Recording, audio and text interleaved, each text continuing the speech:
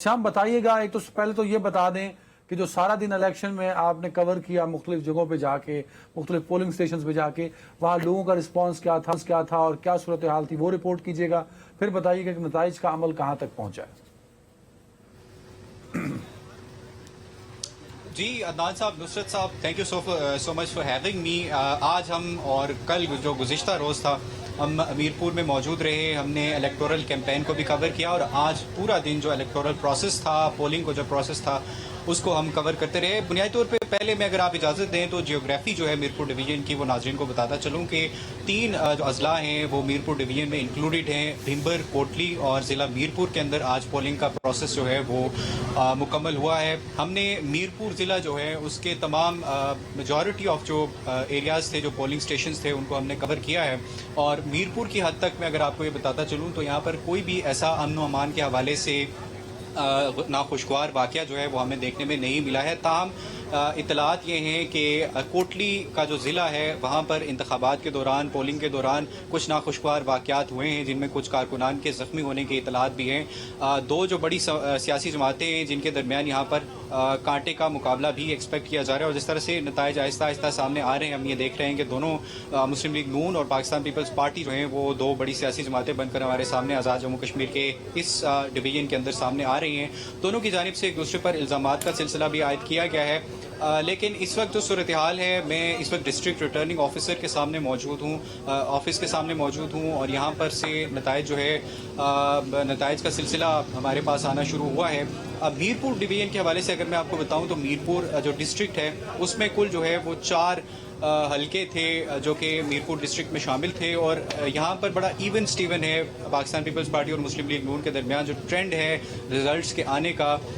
वो नंबर्स अगर हम एनालाइज करें तो 2 सीटों पर पाकिस्तान मुस्लिम लीग नून के उम्मीदवार जो है वो हमें लीड में नज़र आ रहे हैं, जबकि 2 सीटों पर पाकिस्तान पीपल्स पार्टी के जो लीडरान हैं वो हमें लीड में नज़र आ रहे हैं। तो जो रिजल्टिंग ट्रेंड है, रिजल्ट्स का जो ट्रेंड है उस अच्छा, ये जो 4 हल्के हैं, एक मिनट आप जो फरमा रहे हैं कि 2 हल्कों पे तो नून के और 2 पे, आप क्या उन उम्मीदवारों के जो के जीतते नजर आ रहे हैं नाम ले सकते हैं कि मतलब मुस्लिम लीग के 2 कौन हैं और पीपल्स पार्टी के कौन, अपेरेंटली अभी तक के गैर रस्मी नताइज के मुताबिक?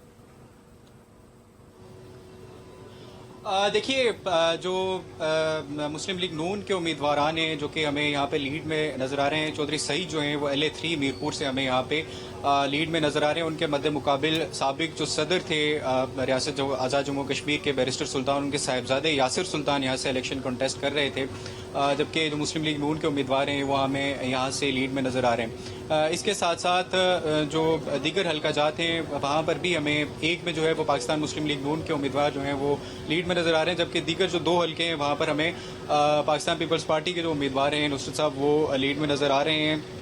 मीरपुर LA1 डडियाल से जो अजहर सादिक हैं वो हमें इस वक्त लीड में नज़र आ रहे हैं। चकसवारी का जो हल्का है उस पर जो गैर हतमी गैर सरकारी नताइज अब तक हमारे सामने आए हैं, उसमें पाकिस्तान पीपल्स पार्टी के उम्मीदवार कासिम मजीद जो है वो हमें लीड में नज़र आ रहे हैं, जबकि नून लीग के जो अजीम बख्श हैं वो हमें चेस करते हुए नज़र आ रहे हैं, वो हमें पीछे नज़र आ रहे हैं। इसके साथ साथ LA3 जो है मीरपुर का जो हल्का है उसमें जिस तरह से मैंने आपको बताया कि चौधरी सईद जो है वो हमें लीड में नज़र आ रहे हैं। LA4 में जो है वो मुस्लिम लीग नून के जो उम्मीदवार हैं चौधरी रुखसार वो हमें लीड में नज़र आ रहे हैं, जबकि यहाँ पे जो पाकिस्तान पीपल्स पार्टी के उम्मीदवार हैं वो यहाँ पे पीछे हैं, उनके वोटों की तादाद कम है। एक बात जरा क्लियर कर दीजिएगा, एक बात जरा क्लियर कर दीजिएगा, ये जो चौधरी सुल्तान साहब यानी बैरिस्टर सुल्तान साहब के जो बेटे हैं, इनके मुकाबले पे चौधरी मुख्तार जीत रहे हैं या चौधरी सईद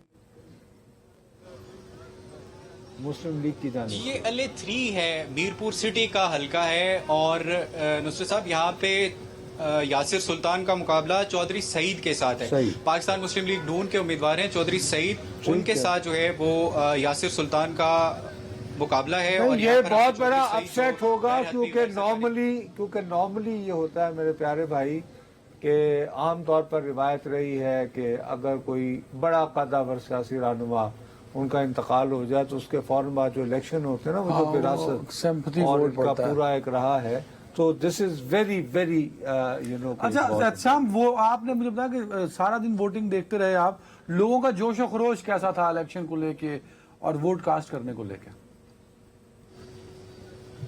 अदनान साहब, जिस हद तक हमने एक्सपेक्ट किया था वोटर टर्न आउट के हवाले से, उस एक्सपेक्टेशन के मुताबिक हमें टर्न आउट नजर नहीं आया है। टू बी वेरी फ्रेंकली मैं अगर आपको बताऊं तो जिन मीरपुर सिटी के अंदर जिन पोलिंग स्टेशंस का हमने विजिट किया है, वहां पर टर्न आउट जो है वो मीडिएट से भी कम रहा है, यानी औसत दर्जे से भी कम रहा है।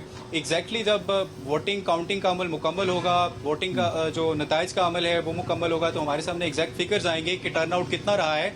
लेकिन अब जो हमने ऑब्जर्व किया है पूरा दिन मीरपुर सिटी के अंदर, टर्न आउट जो है वो खासा कम रहा है। इसके मुताबिक वजूहात हो जी, इसके मुताबिक वजूहात हो सकती हैं।